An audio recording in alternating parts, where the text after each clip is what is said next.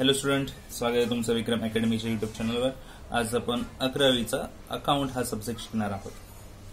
Topic माहितीच आहे तुम्हाला। थर्ड टॉपिक चालू आहे जर्नल एंट्रीजचा आणि आपण जर्नल एंट्रीजचे 6 प्रॉब्लेम्स तरी याच्या आधी घेतलेले आहेतच। आता 7th प्रॉब्लेम आपण घेणार आहोत। ठीक आहे, सो चला पाहूया काय दिलेलं आहे। Generalized the following transaction in the books of Sania electronics Pune. Debit balance दिलेले आहेत, म्हणजे आधीपासूनच बिझनेसमध्ये काही बॅलन्स आहेत। कॅश आपल्याकडे आधीपासूनच 50,000 आहे बिझनेसमध्ये। सन्डी डेटर्सचे बॅलन्स 15,000 आहेत। स्टॉकचे बॅलन्स 35,000 आहेत, 35,000। प्लांट अँड मशिनरीचे बॅलन्स आहेत 1 लाख रुपीज। क्रेडिट बॅलन्स आहेत 1 एप्रिलला। क्रेडिटर्स म्हणजे वर्षाचं नाव आहे, तर वर्षामुळे 10,000।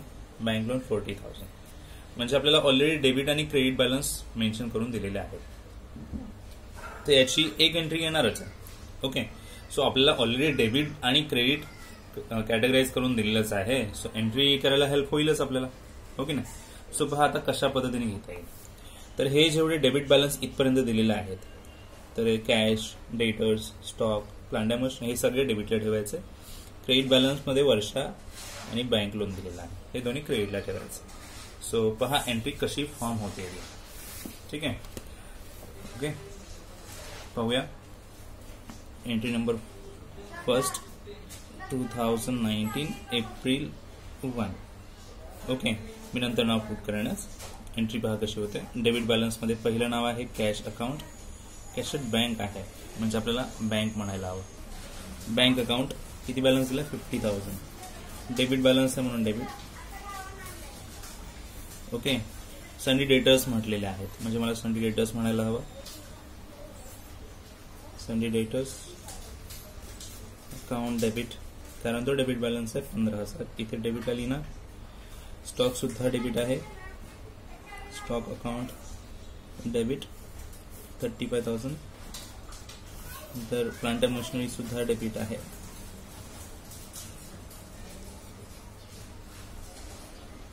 ते सुद्धा डेबिट होणार आहे 1 लाख रुपीज। आता क्रेडिट नेम्स घ्यायचे आहेत। ओके, क्रेडिट नेम्स काय येणार, पहिला येणार आहे क्रेडिटर्स वर्षा, म्हणजे वर्षाचं नाव घेऊया 2 वर्षा। अमाऊंट 10,000 आहे वर्षाकडे। क्रेडिट मध्ये लिहिणार, क्रेडिट मध्ये लिहिलेलं आहे 10,000। आणि आता लास्ट बँक लोन आहे 40,000, सो ते बँक लोन पुट करूया 40,000 टू बँक लोन। एक नाव नेहमी इथे असणार आहे, पण ते दिलेलं नसेल, आपल्याला ते घ्यायचं आहे, ते म्हणजे कॅपिटल अकाउंट ऑलवेज असणार आहे। त्याची अमाऊंट इथे मेन्शन नाही केली, पण आपण ती शोधणार आहोत। तर बघूया किती होतात। तर इकडे टोटल होतात हे 50,000 आहेत, हे 15, 30 हे 50 होणार 1 लाख, 2 लाख टोटल होतात डेबिट साईडला। इथे 50 होतात, म्हणजे बॅलन्स किती राहिले 1,50,000। दोन्हीकडे सेम राहिलं पाहिजे ना बॅलन्स। सो अशा पद्धतीने फर्स्ट एंट्री आपल्याला मिळालेली आहे। आता याचं लिहायचं आहे नॅरेशन। काय लिहिलं नॅरेशन पहा, Bing balances brought forwarded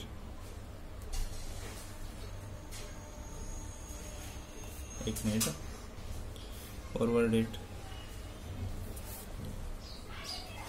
from previous year। yes, now अशी एंट्री आपल्याला बनवता आलेली आहे। बॅलन्सची एंट्री आहे। डेबिट बॅलन्स म्हटले ते डेबिटला ठेवले, क्रेडिट बॅलन्स म्हटले ते क्रेडिटला, आणि एक्स्ट्रा नाव कॅपिटल आलेलं आहे, आणि इला balance brought forwarded from previous year. So एक एंट्री बनली की लास्ट इयरचे जे काही बॅलन्स आहेत त्याची ट्रान्सफर करण्याची एंट्री आलेली आहे। डेट लिहिली आहे स्टार्टिंगची। ठीक आहे, आता आपण पुढे एंट्री लिहूया, पुढची जी काय आहे ते ट्रान्झॅक्शन्स बघू। चला तर मग बघूया transaction. Sold goods to Neha, sorry number 1, purchase goods worth ₹90,000 from Kangana at rate 12% GST and amount paid by check। So purchase झालेला आहे कंगनाकडून आणि GST आहे 12%, अमाऊंट चेकने दिलेली आहे, म्हणजे परचेस विथ GST आणि बँकेतून अमाऊंट पेड होत आहे। पहिला अकाउंट परचेस घ्यावं लागेल। कंगनाचं नाव अकाउंट घ्यायची गरज नाही आहे, कारण पैसे पेड झाले आहेत बँकेतून। सो परचेस आणि बँक यांच्यामध्येच एंट्री बनायला हवी, आणि इनपुट CGST आणि इनपुट HGST असणार आहे, आणि कुठे ठेवायचं आपल्याला माहिती आहे। आता जस्ट दोन महत्वाची नावं आहेत, त्याच्यामध्ये एंट्री फॉर्म करूया.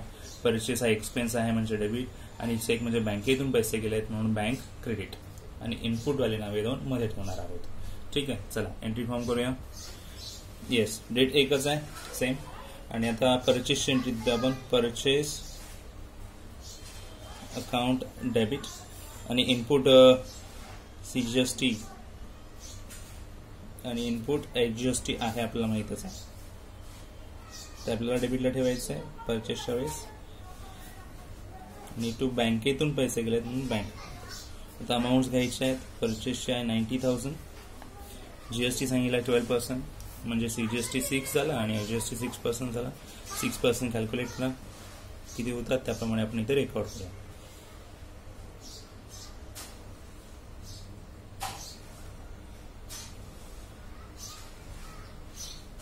5,400. ओके, सो टोटल किती होणार आहे? इट्स 1,08,000. नॅरेशन लिहिणार आपण इथे काय, तर परचेस झालेला आहे ना. So being purchased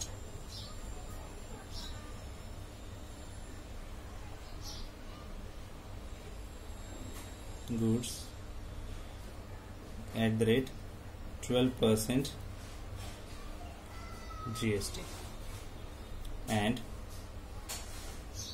amount paid गेली ना. yes, amount paid by check. Okay, आता ही फर्स्ट एंट्री झालेली आहे. आता आपण नेक्स्ट एंट्री बघूया. ठीक आहे. Yes, sold goods to Neha 30,000 @ 18% GST. Sale झालेला आहे नेहाला, आणि पैसे आलेत वगैरे असं काही म्हटलं नाहीये, म्हणजे सेल आणि नेहा अकाउंट म्हणावं लागेल. आणि जीएसटी घ्यावी लागेल त्याच्यामध्ये. सेलच्या वेळेस आउटपुट सीजीएसटी आणि एचजीएसटी असते आणि ती क्रेडिटला ठेवतात. परचेसच्या वेळेस ते डेबिटला असते, सेलच्या वेळेस ते क्रेडिटला जाणार आहे. आपण एंट्री आधी दोन मेन अकाउंट्समध्ये बनवूया, सेल आणि नेहामध्ये. सो नेहा रिसीव्ह करणार आहे म्हणून नेहा रिसिव्हर होईल, आणि सेल हा इन्कम म्हणजे credit. So Neha to sale बनेल, आणि हे क्रेडिटला राहणार आहे जीएसटीचा जो काही इफेक्ट आहे तो. सो एंट्री पहा कशी बनणार आहे. डेट आहे 5. Neha is receiver. Neha account debit to sales account to output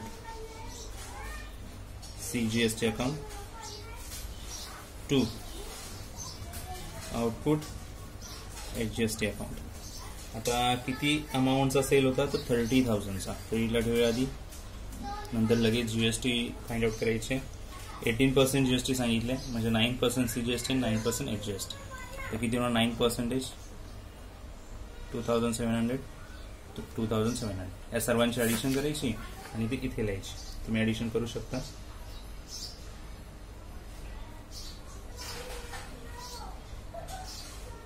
$35,400. Okay, so narration लिहिणार आहे.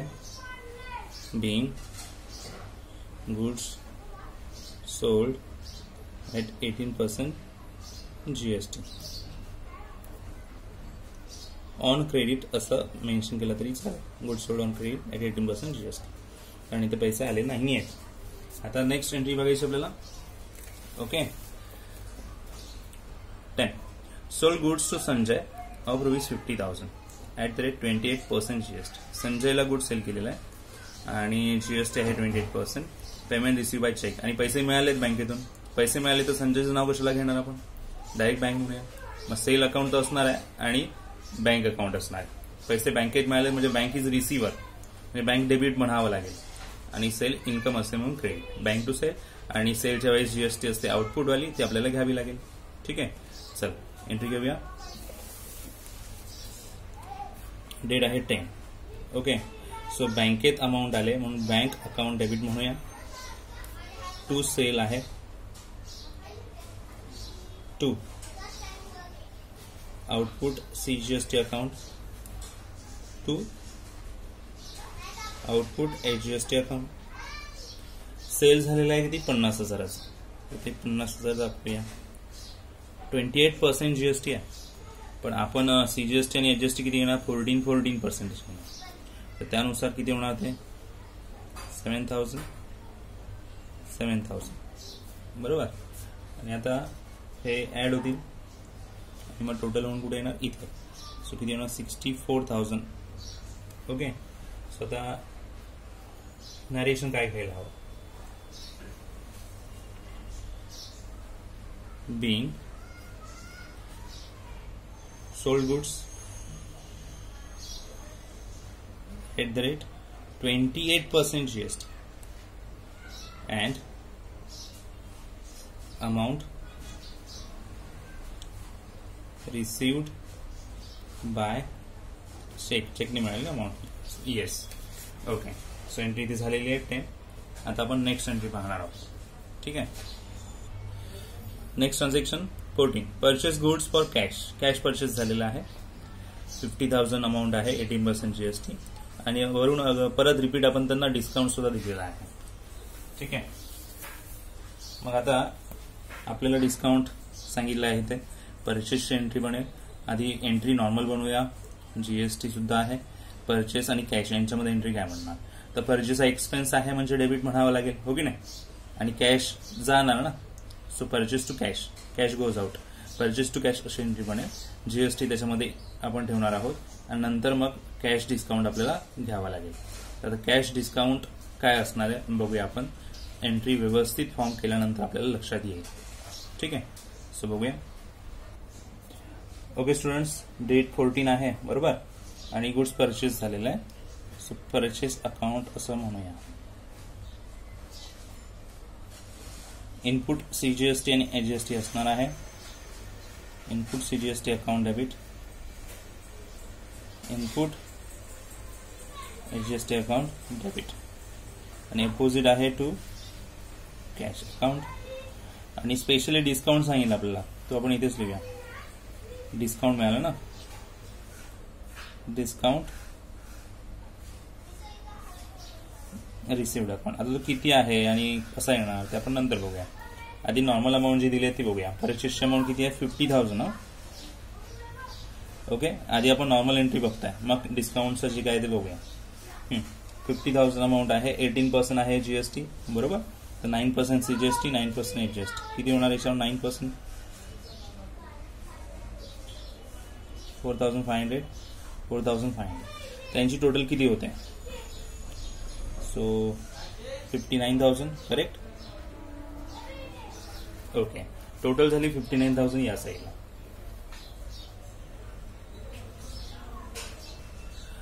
नाव आपल्याला सांगितलं डिस्काउंट असणार आहे कॅशसाठी. सो डिस्काउंट आपल्याला मेन अमाऊंटवर घ्यावं लागेल 50,000. सो डिस्काउंट या मेन अमाऊंटवर जर घ्यायचा झाला तर 10% आहे. तो 10% किती होणार आहे तो आपण इथे लिहूया. 5,000 ही अमाऊंट म्हणजे परचेसची जी अमाऊंट आहे. GST वर डिस्काउंट नाही घ्यायचा. सो डिस्काउंट घेतला या अमाऊंटवर 50,000 वर तो आला 5,000. टोटल 59,000 आहे त्या साईडला. 5,000 जर इथे गेले तर राहिलेले 54,000 आपल्याला कॅशमधून मिळतील. सो अशी एंट्री बनेल. पहा नॉर्मल एंट्री होती 59 मिळाले असते पण आपण 10% डिस्काउंट दिला तो या व्हॅल्यूवर कॅल्क्युलेट केला आणि तो इथे आलेला. सो डिस्काउंट रिसिप्ट अशी एंट्री मध्ये आपण इथे पोस्टिंग केलेली आहे. ठीक आहे. आता नॅरेशन काय घेणार आपण इथे. being purchase goods okay for cash at 10% cash discount and 18% GST पण होती ना ती पण रेकॉर्ड करूया. 18% GST. ओके. ट्रान्झॅक्शन पहा कळलंय का. डिस्काउंट नसता तर एवढीच एंट्री आली असती. नॉर्मल होती पण डिस्काउंट आलेलं आहे. ठीक आहे. आपल्याला मेन अमाऊंट जी होती त्याचे पर्सेंटेज कॅल्क्युलेट करायचे होते. रिमेनिंग अमाऊंट कॅशमध्ये मिळणार आहे. ठीक आहे. पुढे नेक्स्ट एंट्री आहे 18. Paid for advertisement ₹8,000. So paid केला म्हणजे कॅश दिलेली इथे. Cash goes out. ऍडव्हर्टाइजमेंट हा एक्सपेन्स आहे म्हणजे हा डेबिट झाला पाहिजे आणि कॅश गोज आउट म्हणजे कॅश क्रेडिट झाली. तो simple entry advertisement to cash अशी बनते. 8,000 ची डेट आहे 18. तर रेकॉर्ड करूया पटकन. 18 advertisement account debit to cash account 8,000 narration लिहा. being paid for advertising. ठीक आहे. शॉर्ट मध्ये लिहिलं मी ऍडव्हर्टायझिंग इथे एंट्री संपलेली आहे. आता आपल्याला नेक्स्ट एंट्री बघायची आहे. ओके, नेक्स्ट डेट आहे 20. Purchase a horse for 40,000 and paid carriage charges 2,000. घोडा खरेदी केलेला आहे 40,000 आणि 2,000 त्याला गाडीमध्ये घेऊन आणण्याचा खर्च. म्हणजे एकूण घोड्यासाठी खर्च झाला किती? 42,000. घोडा पडला कितीला? 42,000. आता हा जिवंत प्राणी आहे, याला लाईव्ह स्टॉक असं म्हणतात अकाउंटमध्ये. काय म्हणतात? Live stock. आणि हे एक असेट आहे, आणि ही असेट असेल तर रिअल अकाउंटचा रूल घ्यावा लागेल. Debit what comes in. आपल्याकडे घोडा आला म्हणजे त्या अकाउंट डेबिट म्हणायला पाहिजे. कोणतं अकाउंट म्हटलं आपण? Live stock. जिवंत प्राण्यांच्या याच्यासाठी अकाउंट एक असणार आहे, ते म्हणजे लाईव्ह स्टॉक त्याला म्हणायचा. अमाऊंट किती होणार? 42,000 एकूण. So live stock account debit 2. जे काय असेल पुढे अपोजिट ते आपल्याला लिहायचं आहे. पेड केलेलं आहे म्हणजे कॅश येणारच आहे. ठीक आहे. सो 20 एंट्री घ्यायची आपल्याला लाईव्ह स्टॉकचं नाव आहे. Okay, yes, date 20, live stock account debit 2. Paid केलेत पैसे कॅश अकाउंट. टोटल 42,000. नॅरेशन मध्ये सांगूया लाईव्ह स्टॉक मध्ये नक्की काय होता. B purchased horse and paid for कॅरेजसाठी दिले ना. ओके, नाव नेक्स्ट एंट्री बघूया आपण. C students, 22. Paid for printing and stationery rupees 11,000. Paid केलेले म्हणजे कॅशच दिलेली आहे. प्रिंटिंग स्टेशनरी हा एक्सपेन्स असतो, म्हणजे हा डेबिट म्हणावा लागेल आणि कॅश क्रेडिट. तर ही सिंपल एंट्री बनेल 22ची. चला देऊया. येस, 22 एक्सपेन्सचं नाव printing and stationery account debit 2. Cash दिलेली आपण cash 11,000 being paid for printing and stationery. Okay, now next entry बघूया. 26. sold goods to Alok for cash 13,000 at 12% GST less 10% cash discount. ठीक आहे. तर पहा, आपण गुड्स परचेसही करायचं, सेलही करायचं आहे, जीएसटी ही असणार आहे आणि कॅश डिस्काउंट सुद्धा असेल. तर बघूया एंट्री कशी बनेल. कॅश येणार आहे आपल्याकडे म्हणजे कॅश डेबिट म्हणावं लागेल, आणि सेल आहे सेल अकाउंट क्रेडिट म्हणावं लागेल. ज्या बाजूला सेल आहे त्या बाजूला जीएसटी ठेवायची आणि डिस्काउंट त्या बाजूला ठेवायचा ज्या बाजूला कॅश असणार आहे. म्हणजे आता एंट्री कशा पद्धतीने बनायला हवी. चला बघूया. डेट आहे 26. कॅश रिसीव्ह होते, कॅश अकाउंट डेबिट म्हणूया, एक नाव मी ठेवतो इथे, आणि सेल्स अकाउंट हे दुसरं नाव आहे. 2 नावं हीच आहे. याच्यामध्ये आउटपुट कुठे ठेवायचं असतं तर जिकडे सेल आहे त्याच्या खाली. सो आउटपुट सीजीएसटी अकाउंट क्रेडिटला ठेवणार आपण 2 आउटपुट एडजस्ट अकाउंट. ही नॉर्मल एंट्री आहे. पण डिस्काउंट आहे तो डिस्काउंट कुठे ठेवायचं? डिस्काउंट कॅशच्या बाजूला ठेवायचं. Discount allowed account debit. Cash debit आहे म्हणजे डिस्काउंट पण डेबिट झाला. मग अशी कॅश क्रेडिट होती, डिस्काउंट पण क्रेडिट झालेला. ठीक आहे. सो इथे आता आपल्याला अमाऊंट्स अरेंज करायचे आहेत. सेल झालेला आहे 13,000चा, सेलच्या समोर लिहूया. ठीक आहे. त्याच्यावर 10% कॅश डिस्काउंट तुम्ही डायरेक्टली आत्ताच घेऊ शकता, जो येणार 1,300. एक अमाऊंट मिळाली. आणि आता सीजीएसटी एचजीएसटी घ्यायचे, जे याचे पर्सेंटेज घेणार 12% जीएसटी सांगितलं, म्हणजे 6% आणि 6% असं म्हणावं लागेल. तर बघूया किती होतात. 6%, 6%, 780. ओके. आता याच्यातून हे लेस केल्यानंतर जी अमाऊंट येणार ती इथे लिहायची. तर हे टोटल किती होतात ते आपल्याला बघावं लागेल. ओके, बघूया टोटल किती होते. सो स्टुडंट्स, याची टोटल होते 14,560. त्याच्यातून 1,300 लेस केले की वरची कॅश अमाऊंट आपल्याला मिळणार आहे. सो डिस्काउंट आपल्याला कसा मिळाला? सेलच्या 10% घेतल्यावर मिळालेला. ओके. बिंग नॅरेशन लिहावं लागेल ना आपल्याला 26 डेटचा. तर काय लिहिणार आपण narration? Being good sold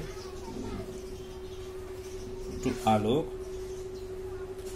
okay, for cash @ 12% GST and discount पण आहे ना 10% कॅश डिस्काउंट. एंट्री इथे झालेली आहे 26. आता आपल्याला पुढची एंट्री बघायची आहे. चला बघूया. See received an amount of ₹1,000 from Varsha which was previously written off as a bad debts. तर आधी बॅड डेब्ट्स म्हणजे पैसे डुबले असंच आपल्याला वाटलं होतं. तो लॉस होता एक प्रकारे. वर्षाने पैसे दिले नव्हते आधी, पण अचानक काय झालं माहित नाही, वर्षाने आपल्याला ते ₹1,000 जे त्यांनी बुडवले होते ते आणून दिले. म्हणजे आपले बॅड डेब्ट्सचे पैसे वसूल झाले, बॅड डेब्ट्स रिकव्हरी झाले. तर कॅश आलेले एक प्रकारे, तर कॅश अकाउंट रिसिव्ह म्हणावं लागेल, डेबिट म्हणावं लागेल, आणि आपण बॅड डेब्ट्स रिकव्हरी असं आपण म्हणू शकतो. ठीक आहे, बघूया काय एंट्री घेता येईल. तर डेट आहे 28 आणि पैसे मिळालेत, रिसिव्ड केलेत. कॅश अकाउंट डेबिट कशाचे, जे बॅड डेब्ट्स झाले होते आधी ते रिकवर्ड झाले. अकाउंट काय म्हणतं, bad debts recovered account. Being किती अमाऊंट होती माहिती आहे काय, ₹1,000. Being amount previously written of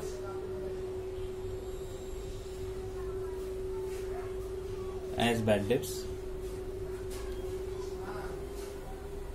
now recovered. Okay, fine. Last entry आहे 30 एप्रिलची. Goods costing ₹5,000 distributed as a free sample. Entry काय येणार आहे याची, तर फ्रीमध्ये गुड्स वाटणं एक प्रकारे ऍडव्हर्टाइजमेंट असते, आणि तुमचं पहिलं अकाउंट ऍडव्हर्टाइजमेंट म्हणेल, आणि दुसरं अकाउंट तुम्हाला घ्यावं लागेल goods distributed as a free sample account. Okay, 2 accounts असे मिळतील. सो एंट्री ओव्हरऑल फॉर्म होतीये advertisement account debit to goods distributed as a free sample account. Amount लिहिणार 5,000, आणि नॅरेशन मध्ये पण तसंच सांगायचंय, being goods distributed as a free sample. Okay, maximum entries मी शो केलेल्या आहेत. लास्ट एंट्री तुम्हाला डायरेक्टली घ्यावी लागेल. ओके, कारण मी 2 पेज जे आहेत ते कम्प्लीट फॉर्मॅट संपलेला आहे, मी त्याच्या पुढे एंट्री घेऊ शकता. सो तुम्हाला ही एंट्री घ्यायची आहे डायरेक्टली. एंट्री काय लक्षात आली का बघा, कारण फ्रीमध्ये गुड्स का वाटले जातात, कारण एक प्रकारे ऍडव्हर्टाइजमेंट करायची असते आपल्या प्रोडक्टची, म्हणून हे ऍडव्हर्टाइजमेंट अकाउंट डेबिट म्हणावं लागेल, आणि goods distributed as a free sample account हे दुसरं अकाउंट असणार आहे. याच्यामध्ये एंट्री बनणार आहे. डायरेक्शन सुद्धा सिमिलर ठेवावं लागेल. ठीक आहे, सो तुम्हाला ही लास्ट एंट्री डायरेक्टली लिहायची आहे. मी डिस्कस केलं, तुम्हाला फक्त लिहायची आहे. आणि बाकीच्या एंट्रीज आय होप तुम्हाला कळल्या असतीलच, कशा प्रकारे आपण एंट्रीज दिल्या, अमाऊंट कॅल्क्युलेशन्स कसे आले, जीएसटीच्या एंट्रीज कशा पद्धतीने रेकॉर्ड करायच्या आहेत, या सर्व गोष्टींवर तुम्हाला लक्ष द्यायचं आहे. ठीक आहे, तर स्टुडंट्स आता आपण भेटूया पुढच्या व्हिडिओमध्ये. तोपर्यंत गुड बाय, टेक केअर.